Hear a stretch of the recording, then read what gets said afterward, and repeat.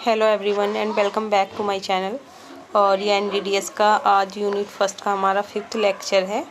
और previous video में हमने बायोलॉजिकल फैक्टर की बात की थी, जो कि हम जब सीआरडीडीएस ड्रग बना रहे थे तो क्या क्या फिजियोकेमिकल क्या क्या बायोलॉजिकल फैक्टर थे जो उनको अफेक्ट कर रहे थे बनाते टाइम। तो वो हमने प्रीवियस वीडियो में देख लिया था। और अगर आपने प्रीवियस वीडियो अभी तक नहीं देखे हैं तो आप हमारे चैनल पर विजिट करके देख सकते हैं। प्लेलिस्ट बनी हुई है एनडीडीएस 7 सेमेस्टर के नाम से, बी फार्म 7 सेमेस्टर के नाम से। तो classification of oral control drug delivery system, और जो कि हमारे सिलेबस में दिया गया है अप्रोच ऑफ सीआरडीडीएस की क्या क्या अप्रोच हैं, मतलब किस किस टाइप से हम बना सकते हैं अपनी CRDDS control release drug delivery system वाली फॉर्मुलेशन। तो आइए उसका हमारा क्लासिफिकेशन है ये सिंपल सा। सबसे पहला है डिसोल्यूशन कंट्रोल सिस्टम, जिसमें हम किसी भी ड्रग के डिसोल्यूशन को कंट्रोल कर लेंगे। जब हमारी डिसोल्यूशन प्रोसेस कब होता है, जब हमारी ड्रग बॉडी में जाती है और डिसइंटीग्रेट होने के बाद वो बहुत छोटे छोटे माइन्यूट से पार्टिकल में ब्रेक डाउन होने के बाद, बहुत ज़्यादा माइन्यूट हो जाने के बाद, और जो उसका एब्जॉर्प्शन से पहला वाला प्रोसेस होता है वो होता है हमारा डिसोल्यूशन। डिसोल्यूशन के बाद ड्रग क्या होती है, एब्जॉर्ब होती है। तो हम उसको कंट्रोल कर ले, किसी तरह से हम डिसोल्यूशन टाइम को बढ़ा दें तो हमारी ड्रग क्या होगी, लंबे टाइम के लिए उसका ड्यूरेशन ऑफ एक्शन बढ़ जाएगा। तो ये क्या है हमारा डिसोल्यूशन कंट्रोल सिस्टम। दूसरा डिसोल्यूशन समझ में आया कि हम उसके डिसोल्यूशन टाइम को बढ़ा दें तो क्या हो जाएगा, ड्रग का ड्यूरेशन ऑफ एक्शन अपने आप बढ़ जाएगा। सिंपल सी बात याद रखनी है। उसके बाद है हमारा diffusion control system. Diffusion control की ड्रग हमारे जो पॉलीमर के अंदर हमने ड्रग को बांध दिया है, उसमें से जो उसका निकलने का डिफ्यूज़न होने का high to lower concentration, higher से लोअर कंसंट्रेशन तक आने का जो प्रोसेस है कि ड्रग यहाँ पे ज़्यादा अमाउंट में है, वहाँ से कहाँ पहुँच रही है, लोअर अमाउंट की, ये होता है हमारा डिफ्यूज़न प्रोसेस। तो ये हमारा हम 2 टाइप से इसको कंट्रोल कर सकते हैं। एक रिजर्वायर बना के, मीन्स एक ही ड्रग एक ही साथ सारी ड्रग को एक साथ बाइंड करके पॉलीमर के अंदर बाइंड कर देंगे, तो वो है हमारा रिजर्वायर सिस्टम। और दूसरा है मैट्रिक्स, कि हम ड्रग को अलग अलग मैट्रिक्स फॉर्म में, कि एक ड्रग को अलग पॉलीमर में, दूसरी को अलग, और फिर सबको एक साथ में, तो वो है हमारा मैट्रिक्स सिस्टम। तो हम क्या कर सकते हैं, डिफ्यूज़न कंट्रोल सिस्टम के थ्रू भी हम सीआरडीडीएस ड्रग को बना सकते हैं। उसके बाद थर्ड है हमारा बायो इरोडिबल सिस्टम एंड कॉम्बिनेशन भी बोल सकते हैं, जहाँ पे डिफ्यूज़न और डिसोल्यूशन दोनों का कॉम्बिनेशन होता है। बायो इरोडिबल सिस्टम कि जो हमारी पॉलीमर का डिग्रेडेशन है उसको हम किसी तरह से ऐसा कर दें कि वो टाइम पे डिग्रेड हो, उसको थोड़ा बढ़ा दें, तो क्या होगा, वो हमारा bio erodible and combination of both dissolution and diffusion. तो ये हो गया हमारा थर्ड। उसके बाद है हमारा fourth osmotically control system. Osmotic pressure के थ्रू हम कंट्रोल कर रहे हैं ड्रग को, कि क्या हुआ, साल्ट फॉर्म में हमने ड्रग को भर दिया, जिससे कि क्या हो रहा है, बाहर का जो हमारा कंसंट्रेशन ऑस्मोटिक प्रेशर है वो कम हो जाए, और अंदर का जब वो पानी के साथ मिक्स हो, हमारी मेडिसिन वाटर से रिएक्ट करे, बॉडी में जाके थोड़ा पानी एब्जॉर्ब करे, वाटर एब्जॉर्ब करे, तो ऑस्मोटिक प्रेशर बन जाए और हायर कंसंट्रेशन से ड्रग लोअर कंसंट्रेशन की ओर मूव करे, और ड्यूरेशन ऑफ एक्शन हमारी ड्रग का बढ़ जाए बॉडी में। फिफ्थ है हमारा आयनिक चेंज सिस्टम। आयनिक चेंज हम रेजिन के थ्रू करते हैं, जो कि हमारे मतलब नोट्स में लिखा हुआ है नीचे, आप अच्छे से पढ़ सकते हैं, उसको भी देखते भी हैं। और अगर आप नोट्स चाहते हैं ये वाले अच्छे से पढ़ना, तो हमारी वीडियो के डिस्क्रिप्शन बॉक्स में नोट्स का लिंक दिया गया है, आप वहाँ से जाके डाउनलोड कर सकते हैं। उसके बाद है हमारा 6 पीएच इंडिपेंडेंट फॉर्मुलेशन, जो पीएच पे डिपेंड ना करती हो।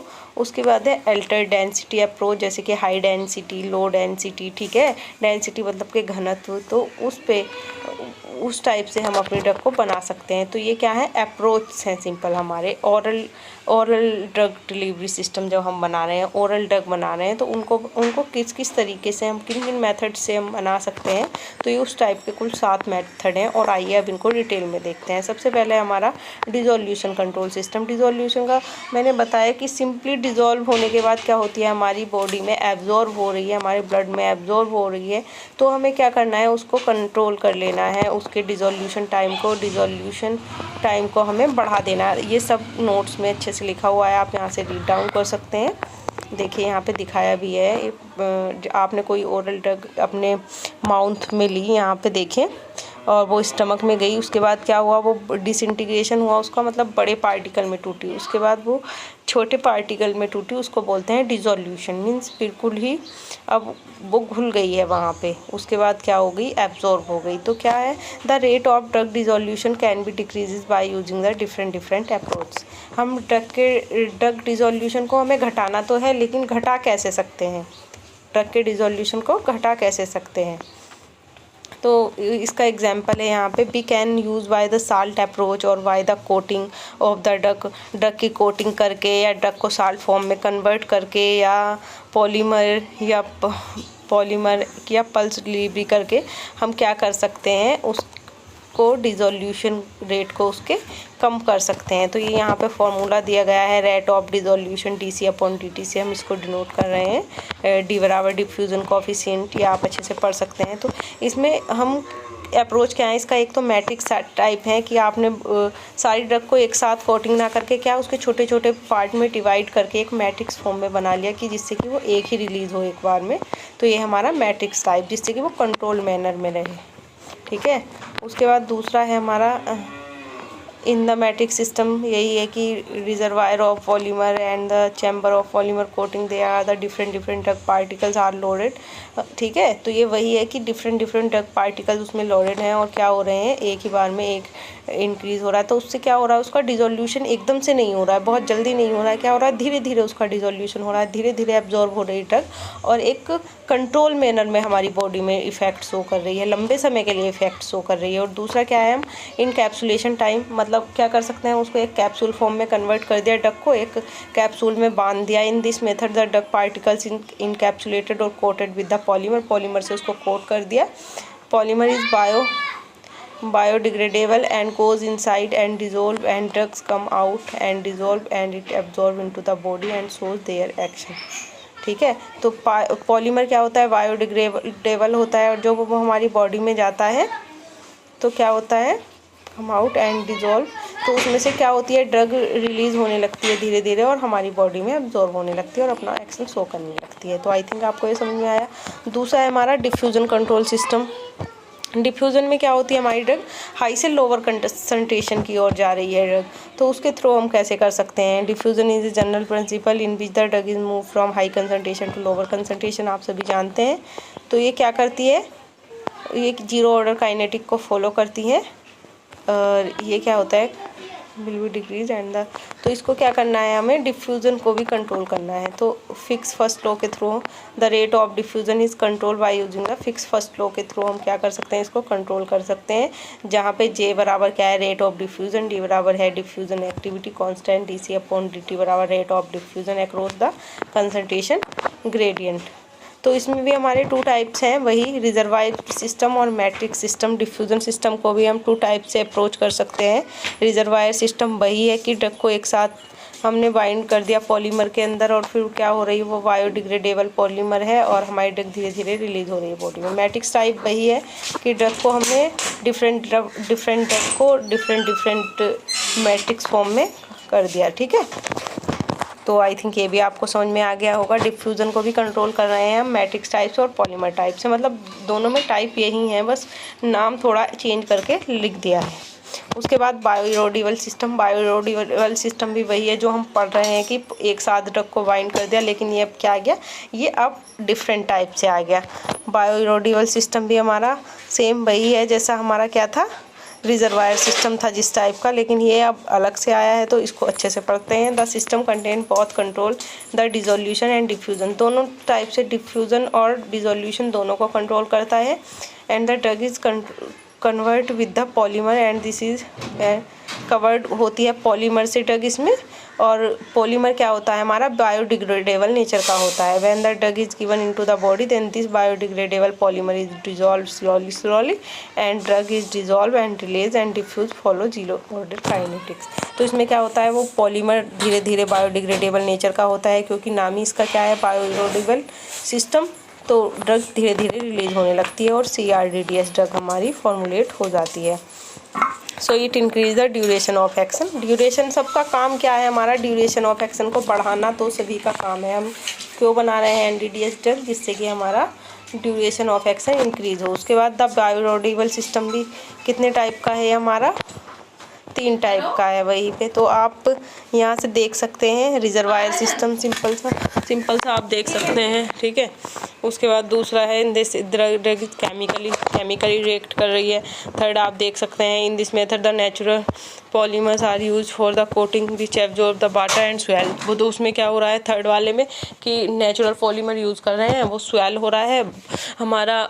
स्वेल होने के बाद पॉलीमर बस्ट हो रहा है और बस्ट होने के बाद ड्रग बॉडी में रिलीज हो रही है। तो ये बायोडिग्रेडेबल सिस्टम के हमारे टाइप्स हो गए। उसके बाद osmotically control system. Osmotically control system मैंने बताया था अभी कि ऑस्मोटिक प्रेशर के थ्रू हम इसको कंट्रोल करेंगे। जैसे कि हमने क्या किया, पॉलीमर से ड्रग को कोट कर दिया, ड्रग के साथ हमने इलेक्ट्रोलाइट को लिया ऑस्मोटिकली कंट्रोल सिस्टम में, ड्रग के साथ इलेक्ट्रोलाइट को लिया और उसको पॉलीमर से कोट कर दिया। अब क्या हुआ, उसने वाटर को एब्जॉर्ब किया। अब ड्रग और इलेक्ट्रोलाइट के तो अलग अलग से पार्ट बन गए, लेकिन वो सेमी परमिएबल मेम्ब्रेन थी, flow through semi permeable membrane, तो सॉल्यूशन फॉर्म में कन्वर्ट हो गए। ड्रग और इलेक्ट्रोलाइट ने जब पानी को वाटर को एब्जॉर्ब किया तो वो सॉल्यूशन फॉर्म में कन्वर्ट हो गए, क्योंकि इलेक्ट्रोलाइट क्या है हमारी हाइग्रोस्कोपिक नेचर की होती है, जो वाटर को अट्रैक्ट करती है, वाटर को वाटर में घुल जाती है। तो in this method the drug are mixed with the electrolyte. Drug electrolyte के साथ मिक्स हो गई जब वाटर एब्जॉर्ब हुआ तो, और क्या हुआ, सॉलिड फॉर्म में कन्वर्ट हो गई। इलेक्ट्रोलाइट के साथ मिक्स होके क्या में कन्वर्ट हो गई, सॉलिड फॉर्म में कन्वर्ट हो गई। And then coated with the special polymer which behaves like a semi permeable membrane. When the drug is given and comes into the body they absorb the water. और जब वो हमने क्या किया, drug को इलेक्ट्रोलाइट के साथ बाइंड करके सिंपली दे दिया बॉडी में, और लेकिन जब वो बॉडी में गई तो उसने वाटर को एब्जॉर्ब किया, ठीक है। और जब वो वाटर को एब्जॉर्ब किया तो ड्रग और इलेक्ट्रोलाइट ड्रग सॉल्यूशन फॉर्म में कन्वर्ट हो गए फिर, क्योंकि वो हाइग्रोस्कोपिक नेचर की होती है, मैंने बताया अभी। तो क्या हुआ, ऑस्मोटिक प्रेशर जनरेट हुआ इनसाइड द मेम्ब्रेन के अंदर। जब पहले तो वो सॉलिड फॉर्म में थी तो कम स्पेस ले रही थी, लेकिन जब वो सॉल्यूशन फॉर्म में तो ज़्यादा स्पेस घेरेगी। अब क्या हुआ, जो मेम्ब्रेन के अंदर था तो वो क्या हुआ, इनसाइड मेम्ब्रेन तो हमारा ऑस्मोटिक प्रेशर ज़्यादा हो गया और बाहर क्या हो गया, कम हो गया। तो अब क्या हुआ, is high and across the membrane is low, so due to the osmotic pressure the movement of drug molecule from high concentration to low concentration and they release into the blood and then after the reaction is started and follow the zero order kinetic।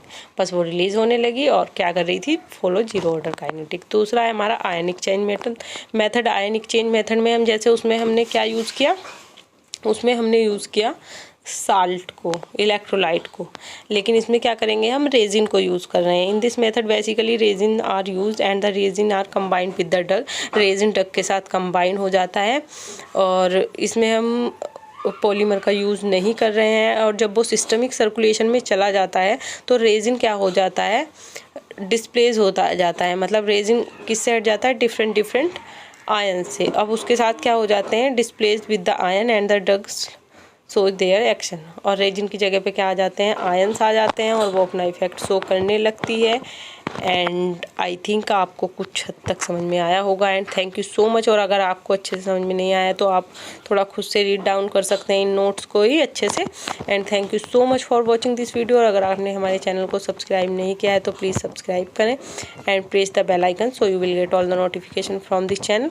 और अगर आप इस PDF के notes आते हैं तो link हमारे description box में दिया गया है, आप वहाँ से जाके डाउनलोड कर सकते हैं। And thank you.